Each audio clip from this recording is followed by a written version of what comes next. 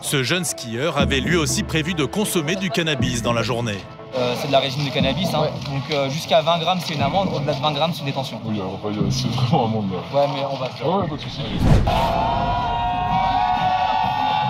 Tous les hivers, c'est le spot des fêtards sur les pistes de ski. Ces bars à ciel ouvert qui accueillent toute la journée des skieurs en quête de sensations fortes en moon boots. Sur ce dance floor enneigé, l'alcool coule à flot et les esprits peuvent vite s'échauffer.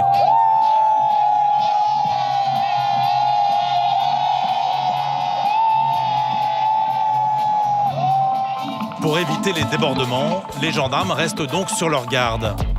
Ils sont aujourd'hui postés à Val Thorens, une station familiale qui doit rester bon enfant. En bas des pistes, Lucie et sa coéquipière Olympe s'apprêtent à partir sur une mission de contrôle. Alors, Olympe, c'est un chien qui est Sambi. Donc S pour stupéfiant, le A c'est arme, le M c'est les munitions et BI pour les billets.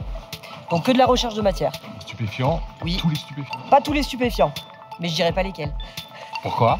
Ouais, comme ça, on garde un peu notre petit secret, notre petite touche. Les gens sont pas obligés de savoir à quel stupéfiant le chien marque ou pas. Non?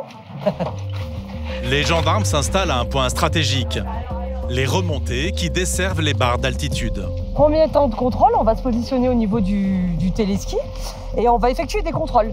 Donc Olympe, elle va passer sur les gens, elle va renifler les personnes et s'il y a quelque chose qui l'intéresse, elle effectuera un marquage. Et dans ce cas-là, on procédera à la fouille de la personne. Les chiens comme Olympe ont suivi une formation de 14 semaines. Ok, c'est bon. Il leur faut ensuite environ 3 ans pour arriver à maturité C'est bon, monsieur, vous pouvez y aller. et devenir des professionnels du flair.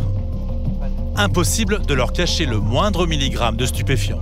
Le chien, il a un marquage passif, donc il va s'asseoir ou alors il va s'allonger si c'est en bas. Mais tant qu'il n'y a pas cette attitude, c'est qu'il ne marque pas. Donc on attend un geste précis de lui, assis ou couché, tout simplement. Et voici la preuve en images.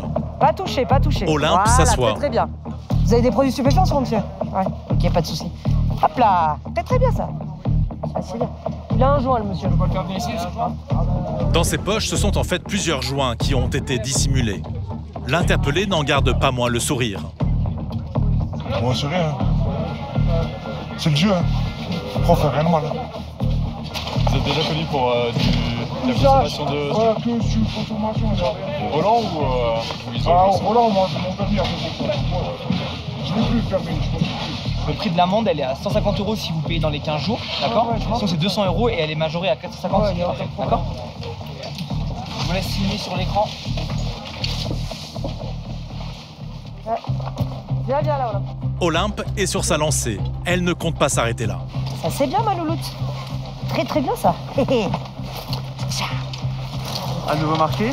Elle a à nouveau marqué, tout à fait. Monsieur a des produits stupéfiants sur lui. Donc elle a droit à sa récompense. Le petit joujou. Tout n'est que jeu. Tout n'est que jeu. C'est pour ça qu'elle cherche. Pour avoir son boudin. Ce jeune skieur avait lui aussi prévu de consommer du cannabis dans la journée. C'est de la régime de cannabis, hein. Ouais. Donc jusqu'à 20 grammes c'est une amende, au-delà de 20 grammes c'est une détention. Oui, c'est vraiment un monde là. Ouais, mais on va faire. Ah ouais, pas de soucis. Le morceau de cannabis pèse environ 5 grammes. Une petite quantité, mais une amende tout de même salée. Vous l'avez payé combien par exemple? 150? Ouais, prix de l'amende. 300 €. Ces amendes, les gendarmes en distribuent régulièrement. Beaucoup ne se rendent pas compte que consommer un joint peut être dangereux. La drogue est partout malheureusement. Bon, bah là on vient de verbaliser 2 personnes, bah, ça ne fait jamais plaisir hein, forcément, mais bon, c'est pour leur sécurité en fait, et c'est ce qu'on essaie de leur faire comprendre. Pour eux et pour les autres, parce que bah, on fait beaucoup d'accidents en montagne, et c'est en général l'alcool, les stupéfiants, et bah, les gens ne le voient pas, mais ouais, malheureusement c'est un fléau.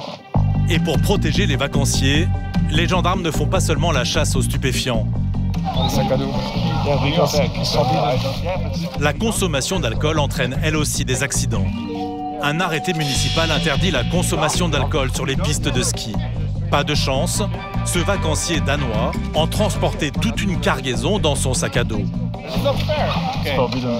Okay, but I can take it with me and I leave, right? On n'a aucune garantie qu'il le fasse. Peut-être qu'il va monter aussi et s'alcooliser sur les pistes. On a un arrêté municipal en fait de la commune qui nous permet justement de saisir les bouteilles et de les jeter. On a trop de problèmes d'alcoolisation massive en fait sur les pistes, avec des disparitions inquiétantes aussi de gens qui sont tellement alcoolisés. Et avec les températures qu'on connaît à partir de 5 heures, on ne peut pas se permettre de laisser les gens consommer de l'alcool sur la voie publique. Aujourd'hui, plusieurs grammes de stupéfiants et litres d'alcool ont été confisqués. Une solution radicale mais indispensable pour que les pentes enneigées restent le paradis des amateurs de glisse.